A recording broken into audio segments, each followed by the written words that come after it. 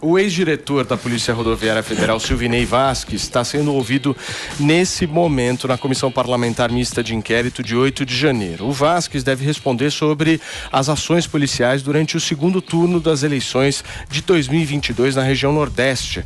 O suposto objetivo seria dificultar a chegada dos eleitores de Lula até o local da votação. A gente vai acompanhar ao vivo o depoimento do ex-diretor da Polícia Rodoviária Federal. Comprovando tudo que eu estou falando aqui, inclusive na semana passada o MPF lá no Pernambuco arquivou mais um procedimento, porque não foi encontrado nada que desabonasse a conduta dos nossos policiais. Mas como que iniciou toda essa situação? Eu explico aos senhores. A gente vinha trabalhando dentro da instituição, nós passávamos um momento difícil, um momento de descontentamento de parte do público da instituição. Por quê? Em 2019 foi aprovada a reforma da Previdência, que trouxe muito prejuízo aos policiais civis da União, dos estados e dos municípios. Então, muitos policiais já haviam um descontentamento muito grande. Segundo, foi prometido que no ano de 2019 a instituição receberia uma carreira melhorado, ou seja, um salário melhor, haveria um reconhecimento, uma organização, e o Ministério da Economia não aprovou. E isso criou um grau de descontentamento muito grande na instituição. Além disso, nós chegamos a 13 mil policiais nos últimos 4 anos, foi o maior ingresso de policiais na história. Grande parte dos nossos policiais também eram eleitores do eleito presidente Lula. Além disso, é um crime impossível, que não ocorreu e não tem como. Como que nós falaríamos com 13 mil policiais no Brasil, explicando qual era a forma criminosa de operar, sem ter uma conversa por WhatsApp, Telegram, sem ter uma reunião com esses policiais em qualquer delegacia do Brasil, sem ter um e-mail enviado? Será se nenhum desses policiais, que é um número grande de policiais na Polícia Rodoviária Federal, que são de ideologia progressista, de esquerda, será se esse grande efetivo que vão ter que trabalhar mais 7, 8 anos em razão da reforma da Previdência, nenhum participou, ouviu no corredor alguma coisa? Não tem como fazer uma situação dessa, envolver 13 mil policiais lá em Chapuri, no Acre, em Tartarugazinho, lá no Amapá, lá em Uruguaiana, no Rio Grande do Sul, sem ter uma simples conversa de corredor. Eu tenho certeza, nossos policiais são honestos. Hoje, para passar no concurso da PRF, é mais de 1.000 candidatos por vaga. E na PRF, ou em qualquer órgão federal, vocês podem ter certeza que ninguém consegue fazer uma trama dessa sem ser juntado provas, sem ter... Então, isso não existe. Isso não existiu. Mas é fantasiosa. Mas como que isso ocorreu? Está aqui. Nós temos aqui, o primeiro colega já foi à imprensa assumir em público que na manhã do dia 30 entrou em grupos de parlamentares dos partidos que apoiavam o presidente Lula, o candidato à época, agora presidente Lula, entrou em grupos de policiais de um grupo que se denomina antifascistas, entrou em grupos... 4 minutos. Falta 4. Da sua universidade, enfim, e começou a espalhar essas informações, e isso foi disseminado rapidamente, com 3 matérias que se destacaram, e a gente foi investigar. Um era o prefeito lá na Paraíba, Caeté, né? Caeté. Desculpa, eu não lembro, está aqui o nome da cidade. Cuiuté. Mentiu descaradamente e já foi processado. Até o nome dele mentiu. O nome ele mentiu. Inclusive fez campanha política, que é crime, no local que os policiais ficaram por 39 minutos, e um dos veículos que estavam lá era do juiz da comarca, que foi lá conversar com eles. Mentiu descaradamente esse cidadão. O outro, uma senhora que estava dentro de um ônibus lá em Benevides, está o registro aqui, não tem como burlar. O ônibus ficou parado por 14 minutos no local, com o tacógrafo estragado, e a polícia ainda fez a escolta do ônibus até a área de votação. Ninguém deixou de votar. Então, um dia, uma briga muito grande dos dois lados. E aí eu, na condição, se fosse um parlamentar de esquerda, recebo uma informação de um policial rodoviário federal, porque aí foi para os grupos, né? Eu também acreditaria. E a imprensa pegou e propagou. E quem é que conseguia naquele dia? A gente falava, e a imprensa não queria saber. O momento estava muito quente, era um problema político, não era um problema de segurança pública. O que fizeram com a instituição, esses policiais, que é um grupo muito pequeno, são covardes. Covardes, quebraram o juramento que fizeram, defender as pessoas, defender os bens, defender a vida, defender o Brasil, a instituição. Se teve alguém que atuou nessa eleição para que tudo ocorresse bem, foi a Polícia Rodoviária Federal. Tudo que eu estou falando para vocês aqui eu tenho prova. Eu não vou colocar uma palavra a mais. Tudo aqui a gente tem prova para demonstrar para vocês. Por isso que eu digo que hoje é um dia especial. Há muito tempo estava com vontade de falar, mas vai falar como? A gente respondia os e-mails para a imprensa, não se publicava nada. Pelo contrário, queria humilhar as pessoas, chamar uma instituição dessa aqui honrada. E vou falar mais. Falta quantos minutos? Em 184 pontos que a PRF fiscalizou lá no Nordeste, adivinhe, o menor índice de abstenção da história do Nordeste foi onde a PRF estava. Que coincidência. Enquanto que o Nordeste teve no segundo turno um nível de abstenção de menos 0,26, menos 0,32, nos 1.610 municípios, onde a PRF fiscalizou, o índice de abstenção foi menor, 0,13. São dados do TSE. Mas a PRF trabalhou para prejudicar Presidente, 1 minuto eu consigo terminar. A PRF atuou em locais específicos para prejudicar o candidato atual presidente Luiz Inácio Lula da Silva. A PRF operou em 618 pontos no Brasil. Em 310, segundo dados agora de abril do TSE, venceu o presidente Lula. Em 318, venceu o presidente Bolsonaro. Então, a PRF atuou mais nos locais onde o presidente Bolsonaro venceu, 318, do que nos locais que o presidente Lula ganhou, com 310. A PRF trabalhou para prender ônibus, principalmente no Nordeste. Não, isso não é verdade. De todos os veículos fiscalizados no Nordeste, apenas 3% os ônibus. Dos 154 municípios do Nordeste, a PRF recolheu no dia 5 ônibus. Um motorista sem carteira, tem como deixar embora uma situação dessa? Um ônibus sem para-choque, imagine um ônibus com na traseira de um caminhão sem o para-choque. O que ia acontecer?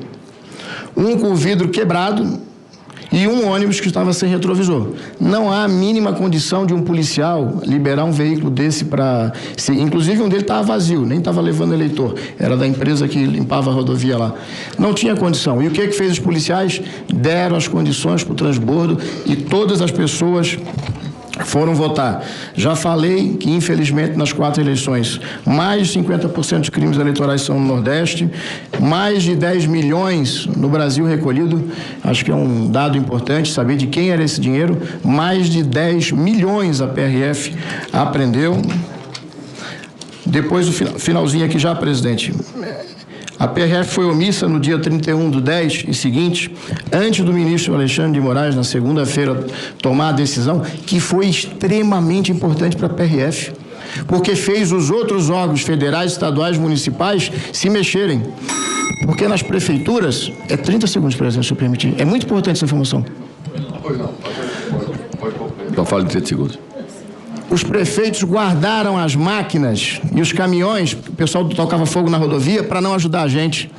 Nos estados, todo mundo tirou o time. E o ministro Alexandre de Moraes foi muito importante nas suas decisões, porque ele vinha, nos trazia, nós tínhamos contato direto, inclusive no domingo, eu pedi audiência para ir lá falar com ele, para explicar o que estava acontecendo. Mentira o que a imprensa falou aí. Eu que fui lá. E o ministro foi solidário com a instituição. Façam o que é correto. E às 17 horas ele deu a entrevista e explicou o que tinha acontecido. Então, Antes da decisão dele de segunda, já é dia 1º de novembro, nós já tínhamos aplicado 900 multas no pessoal que estava trancando a rodovia. Mais de 20 milhões, um total de 10 mil multas aplicadas. Todas as lideranças foram identificadas antes da decisão, com 24 horas. De 50 pessoas, 5 pessoas foram presas. 150 locais foram interditados, desinterditados em 24 horas, num total de 1.300. A greve de 2018, quando o presidente Temer fez uma GLO, foram 270 pontos, nós chegamos a 1.300. Isso não existe na história mundial. Isso aqui é científico, está aqui, ó, um registro com 1.300 pontos.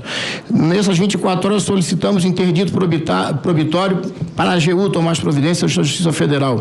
E convocamos, fechamos a Superintendência, a Academia Nacional, as nossas delegacias e colocamos todos os policiais nas estradas e conseguimos vencer aquela grande luta, muitas vezes sozinhos.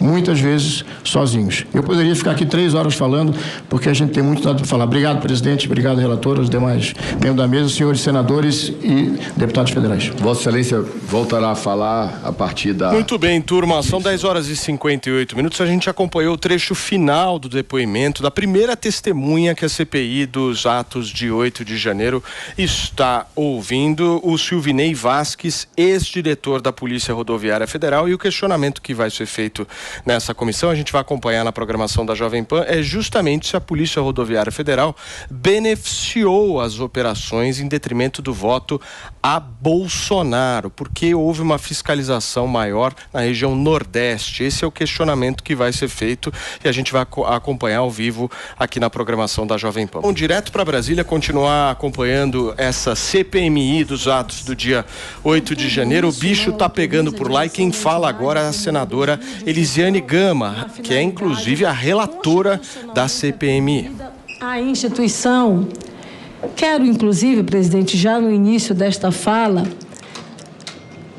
pontuar aqui algumas questões que julgo que são pertinentes. Quando o depoente, na sua fala inicial, faz referência, por exemplo, à apreensão de drogas, e ele citou que na região Nordeste foram os números, são números mais exorbitantes. Eu queria até que depois ele me trouxesse o dado, qual é a fonte que lhe assegura de fato esses números, porque a informação que eu tenho, e aí fonte do Ministério da Justiça, precisamente, nos traz exatamente um dado diferente, onde nós apontamos, por exemplo, São Paulo, Mato Grosso, Roraima, Mato Grosso do Sul, Rio de Janeiro, Paraná, Santa Catarina, Amazonas e Acre. E aí, até a 10ª posição, são estados que não são da região Nordeste, que pontuam a maior apreensão, sobretudo, de cocaína. E aí, na sequência, já na 11ª posição, seguindo estados do Nordeste, exemplo de Sergipe, inclusive do estado do Maranhão.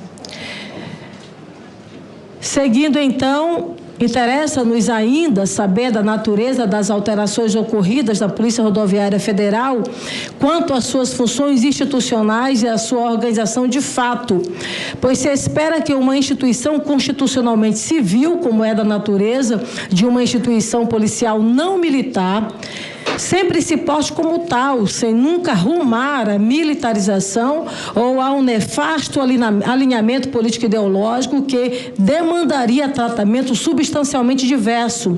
Do contrário, estaríamos diante de um perigosíssimo cenário. 11 horas e 4 minutos para vocês que chegaram agora através do rádio. Nós estamos acompanhando ao vivo a fala da relatora da CPMI, Elisiane Gama, lá na CPMI do dia 8 de janeiro. Nós estamos ouvindo também, hoje é dia de depoimento do ex-diretor da Polícia Rodoviária Federal, Silvinei Vasques, e há uma discussão grande, né, turma, sobre essa questão da Polícia Rodoviária Federal ter beneficiado ou não Jair Bolsonaro na eleição. A CPMI do 8 de janeiro tinha um outro objetivo, né, completamente diferente, que era apurar os atos do 8 de janeiro. Nós estamos vendo depoimento de um ex-diretor da Polícia Rodoviária Federal Falando de eleição, né? O negócio já desvirtuou, certo, Mano? Meu Deus. É porque estão colocando o 8 de janeiro no contexto de uma tentativa golpista, no contexto de uma escalada autoritária e intolerante de um grupo que não queria aceitar uma possível derrota. Então, há toda a cadeia de fatos que precisa ser devidamente apurada. E o caso do possível uso político da Polícia Rodoviária Federal é muito grave, que precisa ser tratado com muita seriedade. Acho que não temos elementos suficientes para dizer nem que houve, nem que não houve. Vai ser importante o trabalho da CPI para apurar com toda a documentação, ouvindo todo mundo. Porque, claro, o então comandante vai dizer que não houve nada, porque senão ele estaria assumindo um crime. Então a gente precisa ver o conjunto dos depoimentos e, mais do que isso, as provas documentais. O que é que houve de operação naquele dia, qual era o objetivo dessas operações, para ver, de fato, se houve ou não. Um dia antes das eleições, no segundo turno, ele foi para as redes sociais pessoais dele e pediu voto no Bolsonaro. Meu ponto é, alguém que comanda a polícia, principalmente uma polícia rodoviária do jeito que é a PRF, ele tem esse direito de se posicionar politicamente, ou isso atenta de alguma forma contra a imparcialidade que exige do cargo? Eu acho que direito como cidadão ele tem, mas é inadequado do ponto de vista institucional. As pessoas que ocupam os cargos institucionais, isso é uma coisa que algumas pessoas têm dificuldade de entender. Mas determinadas instituições precisam que a pessoa, primeiro, não seja uma militante apaixonada de nenhum grupo político e, segundo lugar, consiga manter uma distância dos acontecimentos políticos, uma distância das paixões políticas, para que possa olhar a situação e agir de forma imparcial, de acordo com o seu dever de ofício. Ele publicou e apagou, ou seja, viu que de alguma forma ia ser algo negativo para ele. É a mesma coisa que fazem com o presidente do Banco Central, por exemplo, porque foi votar de verde e amarelo. Eu não vejo problema nenhum em a pessoa ter o seu posicionamento pessoal, desde que ela exerça com responsabilidade a sua função.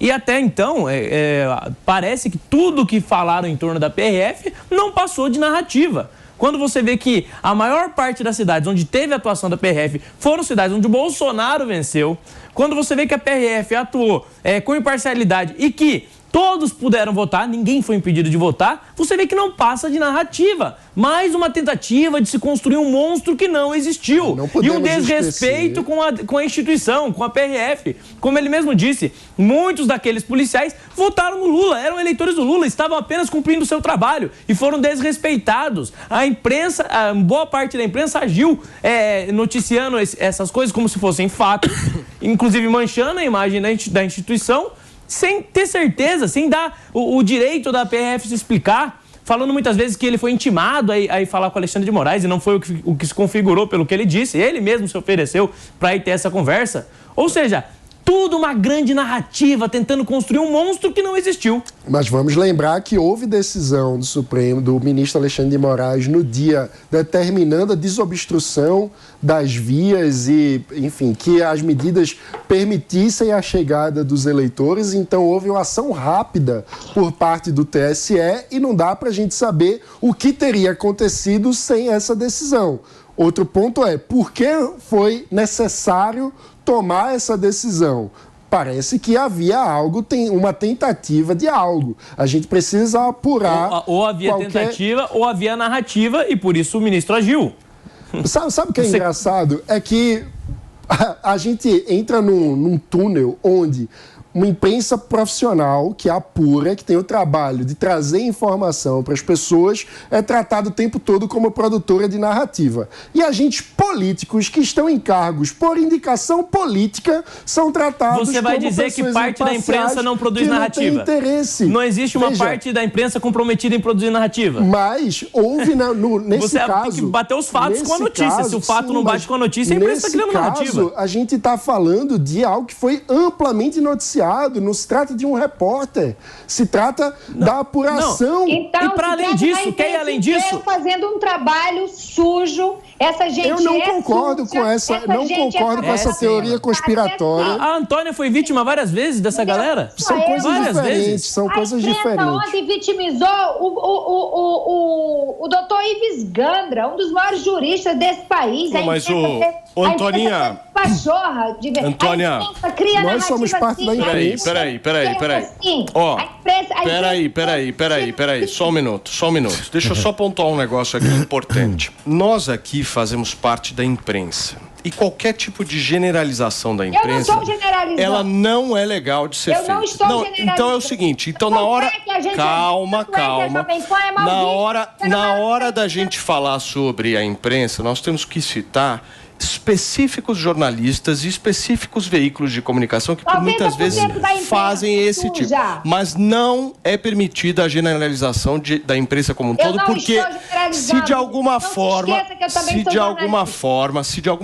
a gente generalizar, nós estamos falando mal da gente mesmo. Então isso é péssimo. Por isso que eu sempre falo parte da imprensa. Só fazer essa pontuação aqui, turma, porque eu acho que a gente precisa avançar nessa discussão. E a imprensa brasileira é plural, tem veículos mais à esquerda, tem veículos mais à direita. Mas por isso que eu sempre, quando eu falo parte da imprensa. Mas agora, outro ponto que eu queria trazer aqui é o ponto de que você teve uma CPMI que, teoricamente, era para buscar a verdade. Então, você quer ver ambos os lados. Você quer ver a questão do Gonçalves Dias. Você queria apurar a questão do Gonçalves Dias. Será que houve prevaricação do governo? Será que o governo que deveria garantir a segurança dos prédios públicos não garantiu? E essas convocações não foram permitidas. Então, como você pode confiar em uma CPMI que diz buscar a verdade, mas que, ao mesmo tempo, convoca apenas um dos lados para depor? Que, ao mesmo tempo, foge do escopo da investigação. Não era o 8 de janeiro? Por que o ex-chefe da PRF está tendo que depor? Ou seja, é claramente uma CPMI que o governo se apossou dessa CPMI, conseguiu maioria nessa CPMI e está usando ela como uma forma de construir narrativa política. Vamos lá. Como uma forma de inviabilizar a oposição. É um fato. Eu sempre disse, acho que tem duas linhas investigativas fundamentais. A primeira é quem apoiou, financiou, como que os atos surgiram no dia 8 de janeiro. Não foi geração espontânea. Então, a gente precisa, sim, investigar o processo político de radicalização que levou até o 8 de janeiro. Isso é um ponto. Outra linha investigativa, que eu também acho que deveria ser apurada, são as responsabilidades sobre a evidente falha de segurança que aconteceu no dia 8. Uma coisa não exclui a outra. Eu concordo que a CPI deveria também avançar na investigação sobre a falha de segurança, mas isso não invalida o trabalho da linha investigativa de como o 8 de janeiro aconteceu. A gente não pode isolar e tratar como se aquilo fosse um fato isolado. Mas o que tem a ver o chefe da PRF o 8 de janeiro com o 8 de janeiro? Vamos apurar. Se não tiver nenhuma relação, o relatório vai deixar isso claro. Conexão nem mesmo para convocar ele para depor. O ponto... porque há indícios... Veja, não estou falando que há prova contundente, mas há indícios que precisam da devida averiguação de que houve uma tentativa da Polícia Rodoviária Federal de impedir a chegada de eleitores. Beleza, e o que isso tem a ver com o 8 de janeiro? O 8 de janeiro é um ato específico e depois da eleição. É um contexto de radicalização aí você já política. Generaliza e abre margem para arbitrariedade. O que eu estou dizendo nós precisamos entender como país, porque isso é uma coisa muito importante para todos que defendem a democracia. Como país, nós precisamos aprender o que é que levou ao 8 de janeiro, para que ele não se repita. Se nós temos compromisso com a democracia, é muito simples o que levou ao 8 de janeiro. As pessoas não queriam de volta no poder um cara que fez o que o Lula fez. Ponto. Resume a obra em um dia. Que pessoas, Antônia? Lula foi eleito. Lula foi eleito. É preciso ter clareza disso. Quando uma pessoa ganha, por mais que a gente não goste do resultado, a postura democrática é aceitar e reconhecer a legitimidade do vencedor. Eu concordo. A postura de não aceitar o resultado da eleição é uma postura antidemocrática. E essa postura foi alimentada por um processo político de radicalização que levou ao 8 de janeiro. Esse processo político precisa ser dissecado. Eu concordo que você tem que ter investigação. Eu concordo, a CPMI existe para isso. Existe para investigar, para buscar os fatos, para buscar a verdade. Mas, para que a CPMI tenha credibilidade, então que se investigue ambos os lados. Claro. E foi para isso que ela surgiu. O G. Dias foi convocado agora. Conseguiram convocar? Conseguiram. Mas foi uma dificuldade imensa. E eu espero que ele seja convocado mesmo. Acho importante esse espaço, porque até o momento parece que apenas um dos lados estava sendo responsabilizado. Tentavam esticar de todas as formas o laço para tentar chegar no Bolsonaro. Não conseguiram nada que conectasse ele com o ato do 8 de janeiro. Citando esse processo de radicalização. Me mostra um fato que conecte o Bolsonaro com o ato do 8 de janeiro. Alguém que diz que a eleição que ele mesmo ganhou foi fraudada. Fala isso inúmeras vezes. Eu quero que você me mostre um fato relacionando ele ao 8 de janeiro. Amplia a desconfiança com as instituições. E a desconfiança com as instituições levou as pessoas... Faz malabarismo para tentar chegar nele. O resultado das eleições, isso não é malabarismo. É uma tentativa. Quem é responsável não está sendo responsabilizado. Responsável era quem deveria guardar os prédios públicos e não guardou. Esses são os responsáveis. Esses são os responsáveis. Deixa eu só tentar fazer um rápido malabarismo aqui, sem querer atrapalhar vocês, mas eu preciso fazer uma rápida pausa para vocês que nos acompanham através do rádio. São 11 horas e 16 minutos nesta terça-feira. Respira, toma café. Ai, depois dessa bela... Tomar uma aguinha. Dessa bela articulação que nós fizemos aqui agora, você gostou da interrupção, Fê? Muito. Foi precisa, né? Eu gostei. Foi no momento que precisava. Não, na hora, sabe assim, coisa de pai? Vamos parar? Eu achei. Eu achei também. Muito bem. Antonella, você quer falar, meu amor? Vamos fazer as pazes, mano. Quer falar? Abracem, se beijem. Eu odeio esse negócio de fazer as pazes. Vocês têm que se odiar. Fala, Antoninha. Ai, gente, falar o quê? Falar o quê? Eu não quero falar nada. Cadê o Floquinho, hein? Cadê o Floquinho? Já são 11h17, hein? É hora da limpeza. É hora da limpeza. Daqui a pouco ele começa. Tá fazendo barulho.